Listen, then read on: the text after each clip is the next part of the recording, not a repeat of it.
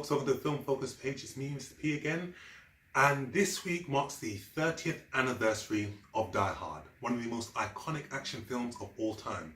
It is a film that launched Bruce Willis's career as an action star, and it is a film that redefined the genre regarding the hostage situation. Now, Die Hard tells the story of John McClane, Bruce Willis in his most iconic role to date, who plays a tough New York City detective who travels to Los Angeles at Christmas to meet his estranged wife, played by Bedelia, and he tries to reconcile things with her. And during his stay there, his building is taken over by terrorists led by Rickman, and these guys aim to steal $640 million in negotiable bearer bonds out of the Nakatomi vault. And it is up to Bruce Willis, his character, John McClane, to stop the terrorists and save his wife. This film, at 30 years old, is one that can still hold its own today. Die Hard is easily the greatest action film ever made. Let's talk about what I love about this film.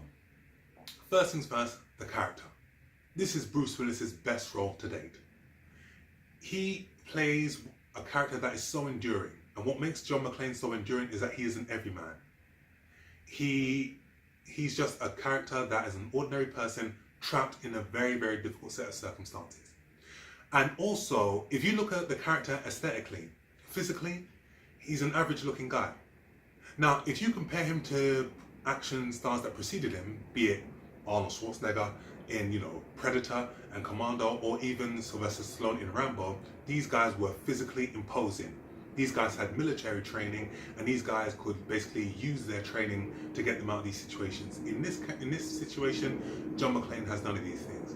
He just has to rely on his wit and his, survival tactics to try to help save the hostages and help save his own life as well. And he is armed with wisecracks that are just wonderfully placed within the film and that work so well.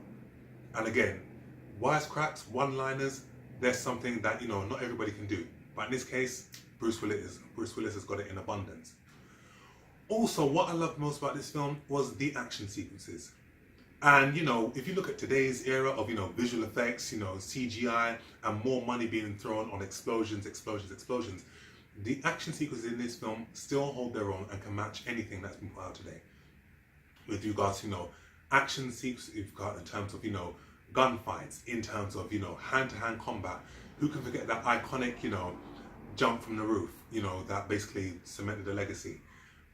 These films were just done so well, and what I love most about this is due to a great action director in terms of John McClane, who directed Predator, and also the production duo of Lawrence Gordon and Joel Silver, who did Commando, who did Predator, who did 48 Hours, who did Jumpin' Jack Flash. So these guys have a well-established record of good stories matched up with great action sequences also.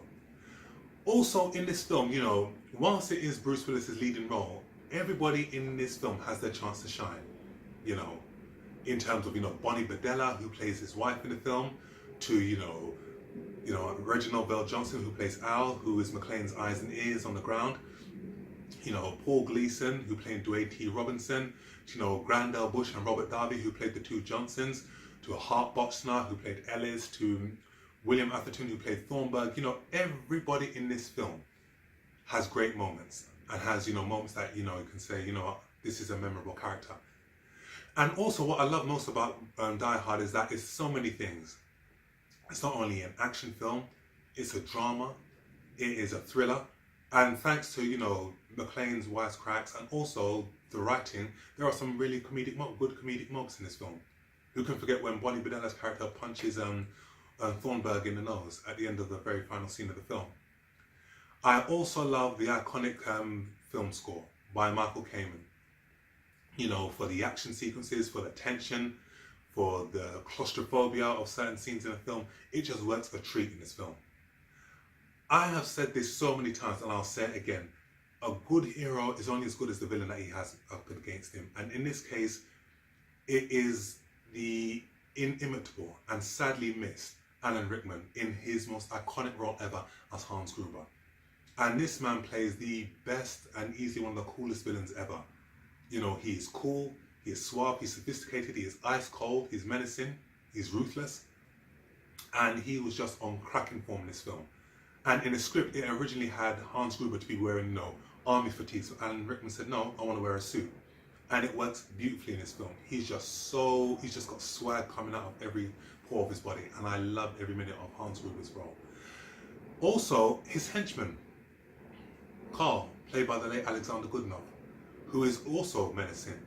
And he's got a beef with McClane because in one scene of the film, McClane kills his brother, and these two engage in a hand-to-hand combat sequence, which is easily one of the best that has ever been put to film. And I don't think it's been matched since, just in terms of brutality, in terms of physicality, in terms of emotion, in terms of depth. I loved every minute of it. And, this film is just a masterpiece of entertainment. And what you need to remember about this film is this. It was released in 1988 on a budget of $25 million. It made $135 million worldwide. It had competition in forms of Twins, Crocodile Dundee 2, Coming to America. This film was nominated for 2 Academy Awards. It didn't win any.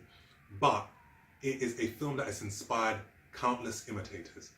From Under Siege to, Passenger 57 to Speed to, The Rock.